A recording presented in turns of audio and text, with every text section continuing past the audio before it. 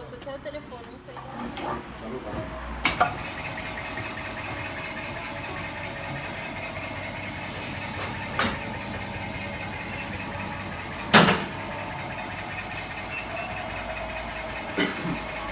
uite, am văzut cum am și eu de asta. Vezi că mai am...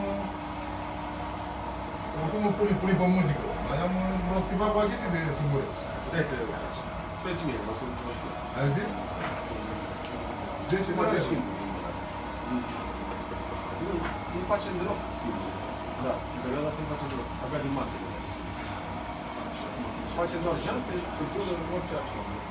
Da.